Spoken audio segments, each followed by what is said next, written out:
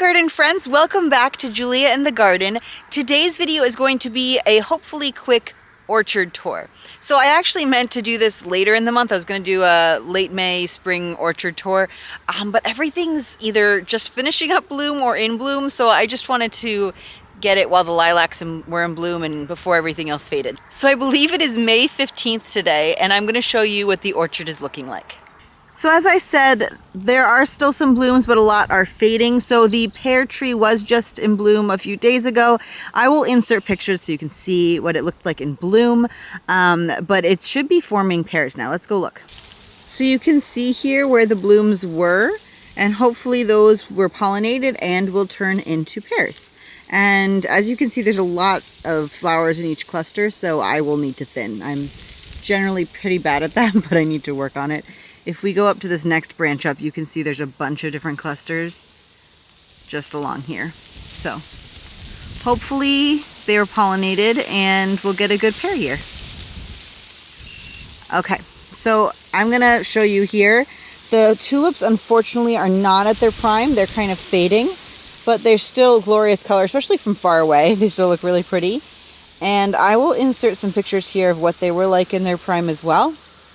There's the two gooseberries here. I showed these in my recent April garden tour. Most of the stuff I probably did.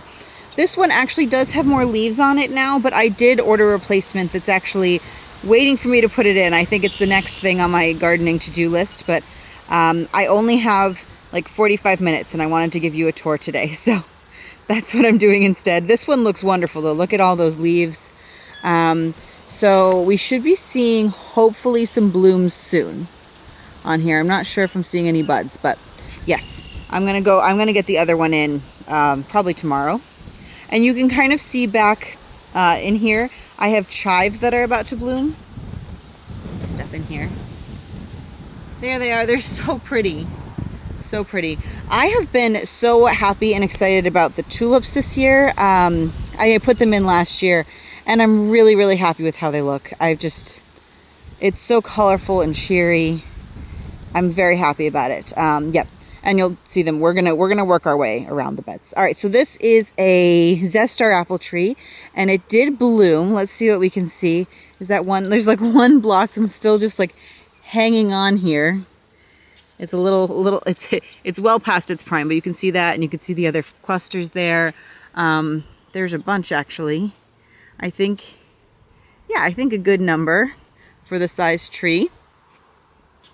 Hopefully they don't get eaten this year. In the past years, I've had some, I think, deer come and nibble on the tree a little bit. So hopefully that won't happen this year. We'll see. All right, moving along here. I still need to fix, I had like a trellis structure here. Actually the sticks are behind me. I'll show you. They kind of fell apart this winter and the sticks are over here and I need to mix in with other sticks. So I need to put it back together, hopefully soon. It's been on my list for a little while. But that's what goes here, and that's why I actually didn't plant any bulbs in that area. So I'm hoping to get that in soon because I do want to plant some climbing plants up it this year. This is some lemon balm. You can see I haven't cut back yet, and I need to put that on my list. Because look at all this. I could start actually harvesting this. It'd be delicious. I often wish that you could smell things through the camera. Unfortunately, I don't think we figured that out yet, but lemon balm is one of my favorite smells. It's really soothing. I don't even know how to describe it, but so I like to make tea with it. I actually tried last year. Jess at Roots and Refuge has a video on making, it's basically like lemon balm tea with a lot of honey in it. And I used that as like a base. I like mixed it with sparkling water and made like a soda with it, and it was so good. So I'll probably do that again. And then this glorious bush over here is a black currant bush, and here I'll show you. We've got berries growing profusely on that. It looks so good. Actually, these little flowers, I can't tell if it's blooming now, if it's done blooming. Either way, it is gorgeous. I feel like we're gonna get lots of berries again. I made jam with it last year and I loved it. It was my favorite jam that I made. And it does have pectin on its own, so you actually don't need to add any. I can't remember if I did or not. So yeah, that's a cool thing about it. Oh, and this is like, I saw another ladybug on this earlier too. Ladybug. Hello, Ladybug. We welcome them. I have actually had some aphid issues on some of my other plants, my indoor plants, and so I've been trying to stick them outside while the weather is nice to help clear them up. So I welcome all ladybugs. All ladybugs. I'm going to have a feast for them soon when I put those out. Okay, this here is comfrey. It grows like amazingly. I mean, it grows so fast, and look at these pretty purple blooms, and the bees and other pollinators love it. So that is my comfrey there. It is gigantic. I did plant snapdragons in the spot on that side of the comfrey last year. You can see it's my son's pot where his fairy garden was last year. But this year I realized, like, the comfrey gets so big, it shaded out the snapdragons and they didn't grow as much. So I'll have to think about that this year and see if I could put something there that maybe is a little bit more tolerant of the shade. I don't know. Okay, this is exciting. This is a Duchess of Oldenburg apple, and the reason it's exciting is this is the first year it has flowered.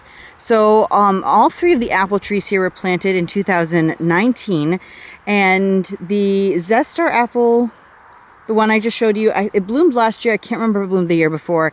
And the Liberty apple has been blooming for at least 2 years. So they are doing really well. But this, I was getting a little worried, and this bloomed this year.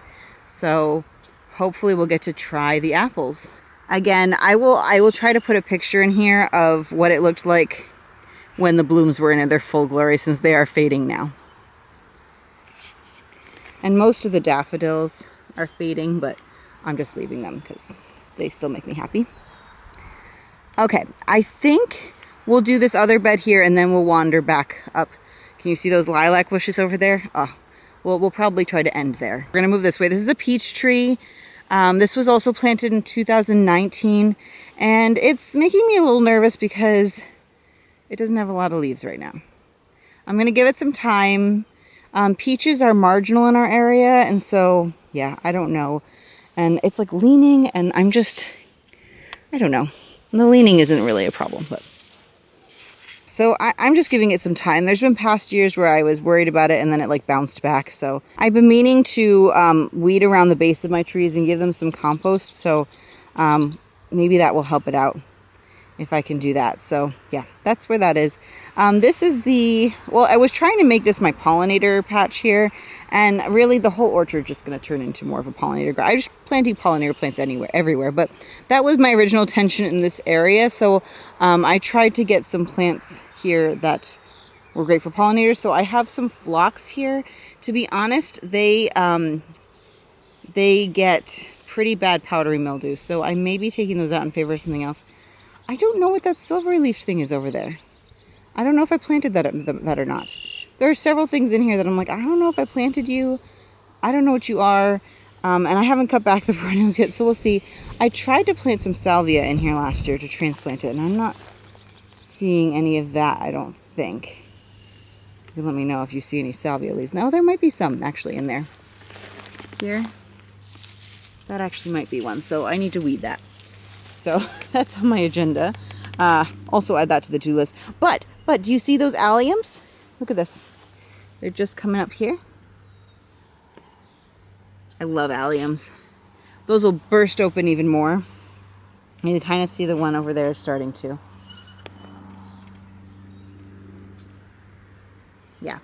I think, do they spread? Because I feel like I had a smaller clump and I feel like they've spread, but I'm not sure. I didn't know if they did. I didn't think they did that. Anyway, moving along here. We've got some more weeds in the middle. I have chives in that pot too, which look like they are about to bloom. So that's cool.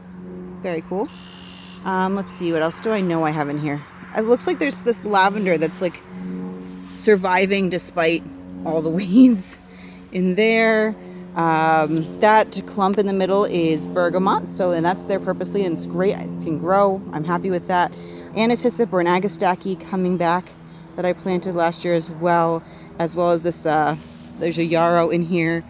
I think it might be pink that I planted, and then I think there's rudbeckia coming up over there. So that's good. There's a spot here. I don't know, did I have anything here? I don't know, but that's obviously a good planting opportunity there. This whole area I want to there's a lot of lawn right here that I feel like it needs to be expanded into, maybe with a seat, maybe like a bird bath or something. Yeah, I feel like things should be done right here. So my wheels are turning a bit on that. This is a Liberty apple tree. It's my one tree that I have that's a semi-dwarf as opposed to a standard tree. So it's only supposed to get to like 15 feet, but it is super vigorous. It grew the fastest. I mean, it just looks like a really strong tree. It has bloomed and given us fruit for, this is its third at least year. So that's amazing. Look, some of these blooms are still just, it was a little behind my others in blooming this year. So some of them are just still opening. There's a little patch over there too.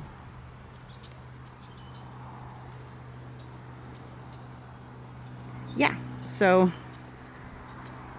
cute. We did prune it pretty hard this year. I can link that video here where I was pruning the trees, and I came back and I gave it a pretty hard prune. But it seems to be doing okay. All right, panning over. I have a lot of grass. Like, this area didn't have a lot of grass last year because the fall before we had put down a bunch of cardboard and mulch, and now the grass is just there again. And apparently I didn't take care of it well enough last year. So I'm going to need to address that because I have things I want to plant around this trellis structure. Okay. All right, moving on this way. All right, I think this is the same silver plant that's in the other area. Does anybody know what this is? I need to ID it. I'm pretty confident that I did not plant it, so we shall see about that. Okay, coming down here. The random pots you see around had my children's fairy gardens in them, so I just left them. We're going to clean them out soon and get new ones. It looks like we have some possibly wild strawberries growing. There's some around the yard too. If that's, let me know if you think that's what that is or if you think it's something else. I did also transplant the salvia, same salvia from the other section. I transplanted a few over here. So I see one growing here. It actually has like a tiny bloom stalk. It's very small. On the other side here, more bloom stalks. Can you see that? So that's kind of exciting that they're alive. They're very small though. I was hoping they'd get a little bigger. They were along my front walkway and they were shaded and they were competing with the geranium there. And I think they're lovely, but I was hoping they'd thrive more here. So it's almost time to cut back the tulips, or at least the stalks. We'll leave the foliage for a while to soak up all the good energy to see if any of these come back next year. I don't know if they will. Tulips just don't come back as reliably as daffodils. But I mean, we're going to try. We're going to see. Okay. But either way, I should be able to clear out some sun and space for them. There's some more alliums amongst here. They're not as close to blooming yet. But here, I think they're just so cool. Alliums are a very, very cool plant. I've got so much yarrow in here. I keep trying to clean it out, and it's just, like, I love it. It's a wonderful plant. It's actually a great medicinal that I do harvest and use, but it just takes over. It spreads by rhizomes. They really take over. So I need to do something to try to control it more here. We'll come back around the other side. First, I'm going to show you these alliums. Are these the Glow Masters? I can't remember. These mice. I can't remember what these are, but they're beautiful. Look how tall they are. It's so fun. And the daffodils over here came up a bit later, so they're still looking pretty fresh. I think these are either replete or down the saw in there. So nice. There's a really good, nice patch there. This is a peach tree that was planted later. I want to say 2021. So it'll be like 2 years now. So yeah, I mean, it has maybe about the same number of leaves as the other one, but it's smaller. So we'll see. I did put these stones here to see how that would look. I actually accidentally put them on where some of the daffodils are growing, so I scooched them back. The daffodils seem to be okay. They seem to have recovered. These beds were much wider before. You can actually see a clump of daffodils. That was part of the bed at some point, and like it just they've gotten narrower and narrower. So one of the things I want to do this year is redefine the edges, make the beds wider again, and edge them.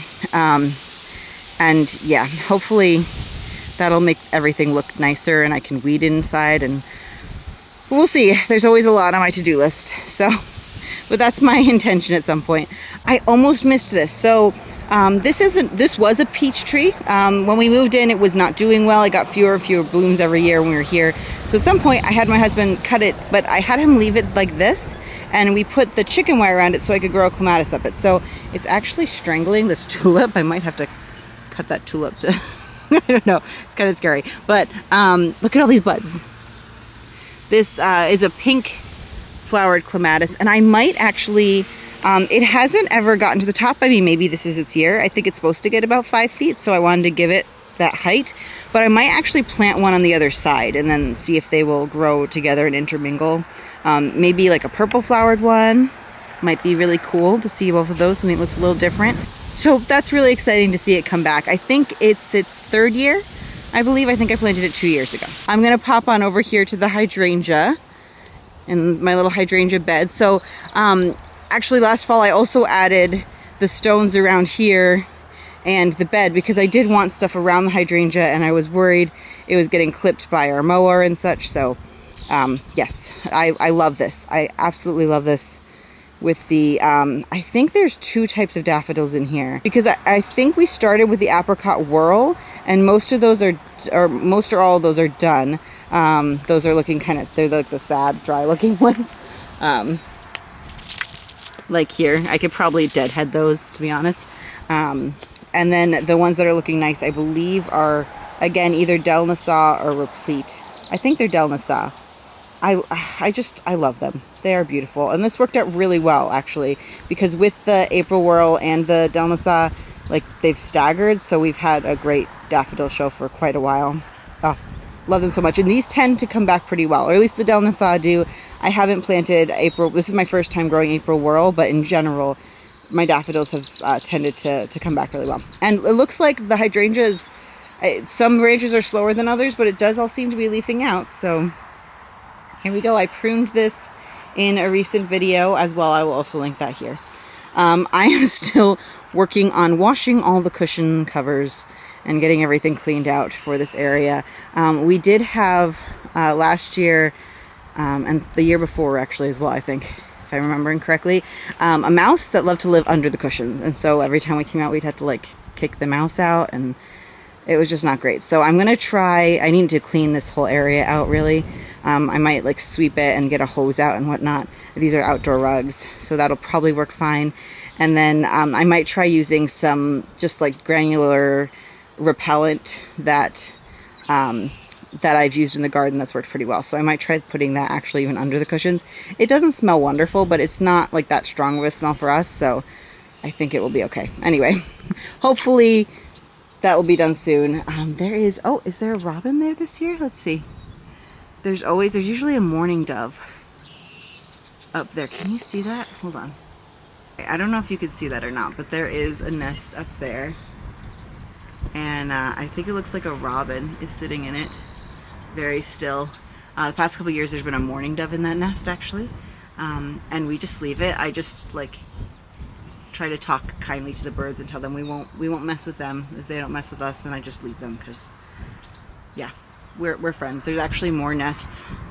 This is probably not recommended, I'm gonna be honest, for your solar panels, but there's more nests up there. But we're just trying to live with nature here, guys. Okay, let's move on. Again, I got only so much time, so we're gonna go this way to the beds with the elders. There's 4 elders. You could see 2 here and 2 on the far sides of the bed. I did prune those. I don't think I did it on camera, but they are flowering, and they're not flowering. They're leafing out, and I bet, yep, okay. There's buds for what will become beautiful white flower clusters, and then those will turn into berries. And the ones out here, usually actually the birds tend to eat a lot of them before I get to them, but I have another huge elder tree in the potager, and so I harvested a bunch of berries off that last year. So let me just show you a couple more things in this area. This bed here is probably my messiest, but I do have a couple perennials growing in here. It'd be great to clean it out this year, but it's kind of at the bottom of the list, so we'll see what happens. We've got a rhubarb here that I planted last year, and I think it's flowering. I didn't even know rhubarb did this. So I didn't harvest any. I suppose I could still harvest those bottom leaves or the stalks. You eat the stalks, not the leaves. But we don't eat a ton of rhubarb. I just thought it was a really cool plant and thought that an orchard should have rhubarb in it. So I saw some on sale and I decided to scoop it up and plant it. This is a Rosa rugosa, or native rose, that's growing pretty well. I planted 2 of them bare root a couple years ago and I thought they'd both died, but one apparently survived it. It seems to be spreading a little bit, so I should clean out around it and kind of just let it go there. I might move the barrel planter. We'll see. I'm thinking about it. And then I transplanted some bergamot over here last year, so just letting that grow there. It's beautiful. I can actually smell it already, even when it's not in flower, you can kind of smell it. It's in the mint family. This is another elder. Let's look at the lilacs actually while we're over here.